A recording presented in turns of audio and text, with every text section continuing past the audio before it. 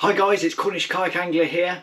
In today's video I'm going to be installing the Lowrance Hook Reveal 5 fish finder to this kayak, the Wilderness Systems Tarpon 120E, and I'll be doing this by installing the transducer inside the hull of the kayak.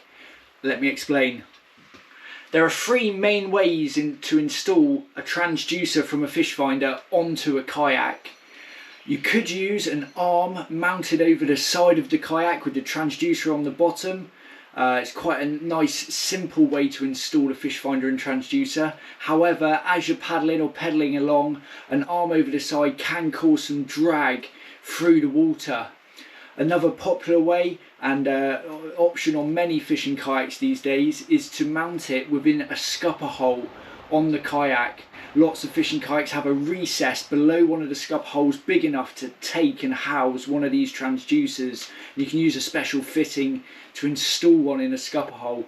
The kayak I'm working on today, the Wilderness Systems Tarpon 120E, it does not have a scupper hole for a transducer, so we can't use that method. Now, one of the most popular ways to install a transducer is to glue the transducer inside the hull of the kayak against the bottom of the kayak, and the sonar will shoot through the plastic and give you a reading very similar to what it would be if it was on the outside. You might lose a degree or two on the temperature reading. It might be a degree or two out. It will read the actual temperature of the hull of the kayak rather than the water. But the actual sonar readings are pretty spot on. There'll be hardly any difference.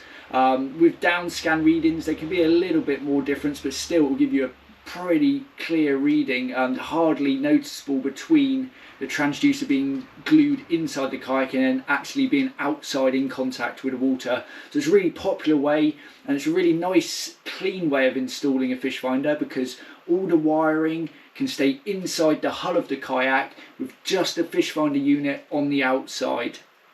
So I'm going to go through and explain how to install a transducer on the inside of a kayak using the in-hull method. So for this install we're going to be gluing the transducer against the plastic on the inside of the kayak. Now for this we're going to need an adhesive. Now we could use something like epoxy resin, however epoxy is quite a brittle adhesive, and with a plastic kayak you can often get flex in the hull, be it through use or perhaps when you're strapping it down onto the roof rack of a vehicle. Now that flex in the hull, it could cause a brittle adhesive to pop off from the hull and causing the transducer to fall off the hull. Now it's a sensible idea to use a flexible adhesive for this installation. Now I'll be using Sikaflex EBT Plus Clear. So this is a nice flexible adhesive that sticks pretty well to polyethylene that the plastic kayaks are made of.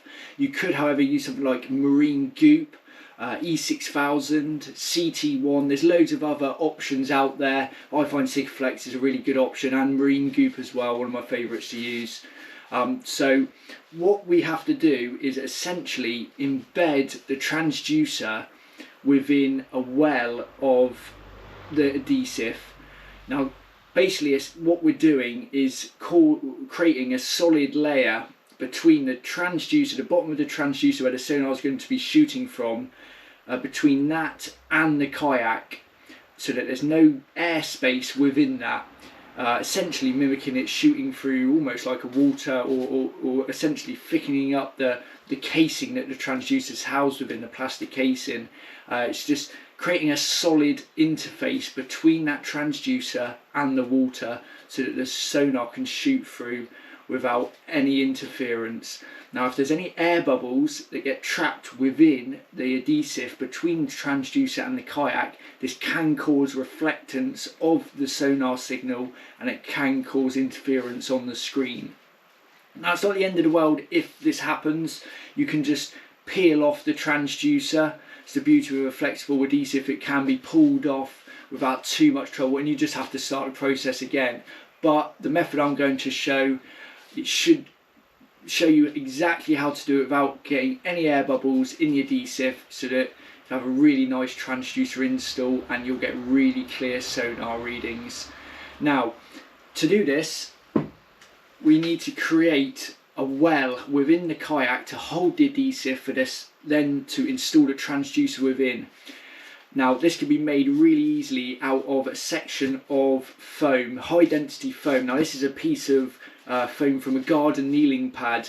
It's about let's say an inch and a half thick, 30mm thick or so, and we're going to cut this into a rectangle and just a bit bigger than the transducer. So essentially what we're going to do now is cut out the shape of the transducer in this foam block to create the space where we can fill with the adhesive once this itself is glued into the kayak. So if I just match up the transducer onto that, you can see it's just a bit bigger than the transducer. What I'm going to do is draw around the transducer, perhaps leaving about a 10mm gap all the way around the transducer, and then cut out the space to create the area that we can fill with the adhesive. Okay, so I've now marked out the transducer shape on the foam. You can just see it's a little bit bigger than the transducer itself. So that just leaves me now to use a sharp knife to cut out that shape there.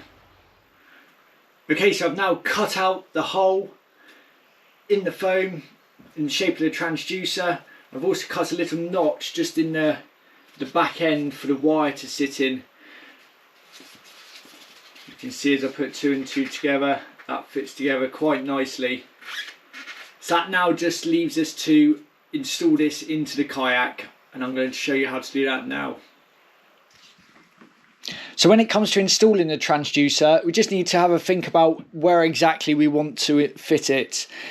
In most kayaks, if you've got a large front hatch, there's plenty of space within here to install your transducer, and usually it's best to position this towards the back of the kayak so that you've got still plenty of space within the hatch to use it for perhaps storing your trolley or some extra gear. So we can take our transducer pad, find a suitable position for it, sort of back out of the way of the main hatch section, and as you can see there's plenty of space in this kayak just back there. Now you want to find a reasonably flat area on the bottom of the kayak. It don't matter if there's a slight curve or a slight keel there, but as long as it's reasonably flat, then it will be absolutely fine. Now this kayak, it's got a slight curve to the hull, so what I've done is I've just sanded down the transducer pad just to match that curve. You can just see it there, the shape of it, just so that when I glue this down in a second, it will form a good seal with the hull, so that when it then comes to filling it up with the adhesive, it's not going to go seeping out of any gaps. Now first we need to prepare the plastic of the kayak ready to stick the transducer down, and to do this we're just going to slightly rough up the shiny surface of the plastic so that the adhesive has something or more surface area to grab onto, and this is easily enough done just with a piece of sandpaper. So we just work out exactly where we want to position the transducer pad, and then we can just lightly rough up that area.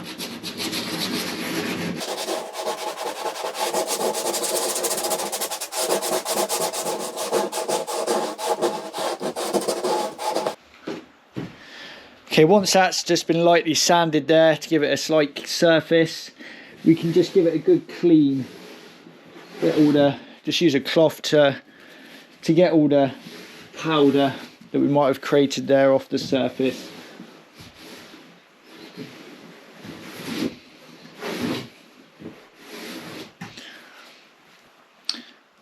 So now that we've got a nice dry clean surface to work with, we can glue in our transducer pad. Now we want to have the flat end of the transducer facing towards the stern of the kayak, with the curved end with the wire facing towards the bow, the front of the kayak. So we can just take some of the Sikaflex we're going to be using, run a nice thick bead around the edge of the transducer pad.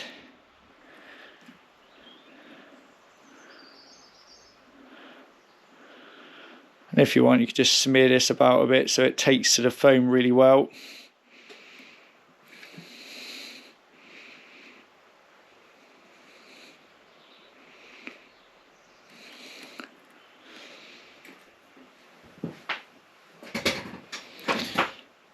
Now we can just turn this over, put it into position and press it down.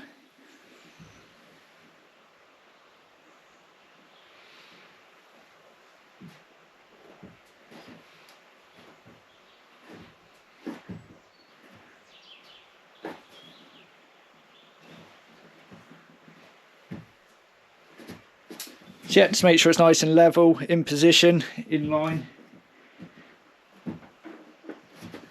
And once you're happy, we can just leave this set. It's a good idea to leave it a good few hours for that Sikaflex just to start to cure, to create a nice sealed weld there before we go filling it with any more adhesive. Or if you want to be extra safe, just leave it overnight and we'll come back to it the next day. Okay, so the adhesive on the transducer pad, that's been left now to set for about 8 hours, so it's formed a nice sealed well for us to now fill with the Sikaflex, into which we're going to put the transducer. Now with Sikaflex, quite a viscous adhesive. I find it best if we just warm the tube up slightly, leave it in a bucket of hot water for 5 minutes, and it just helps it flow a little easier and fill the area. Cut the nozzle quite close to the tube so you've got a nice thick hole there. Plenty of Sikaflex can flow out as we're putting it into the well. Now we want to fill that well about halfway full. We don't need to fill it because as we put the transducer in, it's going to take up a lot of the space. So fill it about halfway and then we can put the transducer in. I like to start from one end and just slowly work way back by keeping the nozzle against the plastic or close to the plastic as we can. In that way, we're not going to introduce any big air bubbles into the mix because those air bubbles can cause interference if they sit between the transducer and the plastic of the kayak. And with this step, we can just take our time. There is no great rush. So we can just pop that in there, nozzle against the plastic, and start pumping that Sikaflex into the well.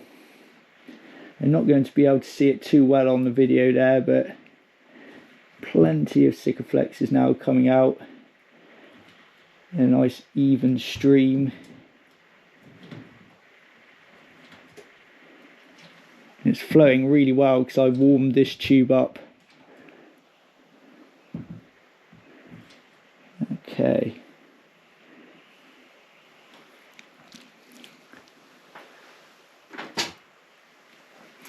And if you want, you can just get a light and inspect the adhesive, make sure there's no big air bubbles sitting in there. Then at least it's looking pretty good. So now we're in a position to put that transducer into the adhesive. So we take our transducer, just make sure it's the right way round.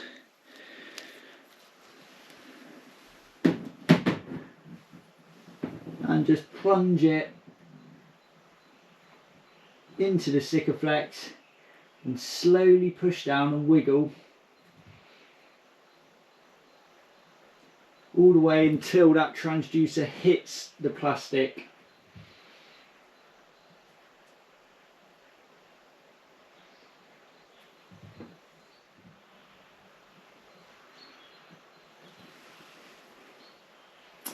Okay, so there we go, that's the transducer now fitted there. If I just take the camera, I'll be able to show you how that is there.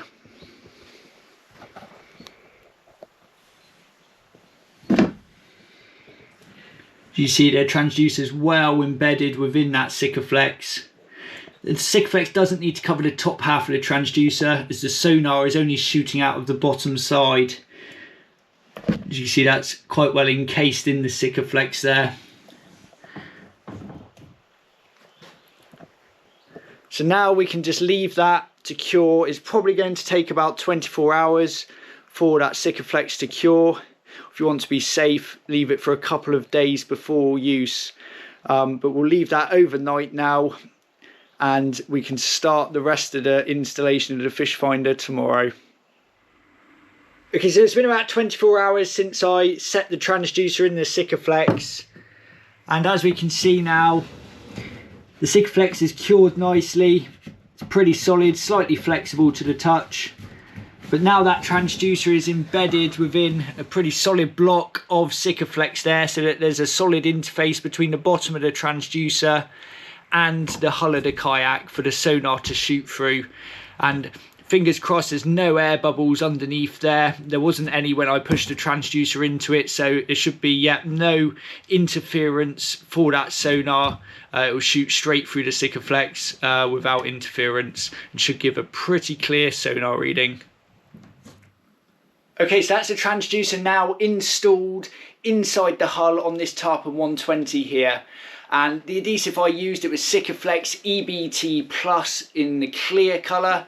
Clear so that if you get it on the kayak, it's not making too much of a mess. You could also use other flexible adhesives that bond well to polyethylene, such as Marine Goop, E6000, CT1. There are a few other examples there that work just as well as the Sikaflex.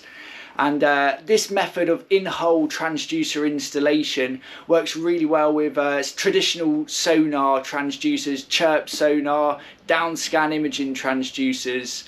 And the one I used in this video is the one from the Hook Reveal series from Lowrance, their 83200 HDI transducer, and that's a CHIRP sonar and Downscan Imaging transducer. Now this method will not work with side scan imaging transducers. Side scan transducers, they need to be in direct contact with the water and sitting proud of the hull, beneath the hull, so that they can shoot the sonar out sidewards. And that's not possible when doing an in-hull transducer installation.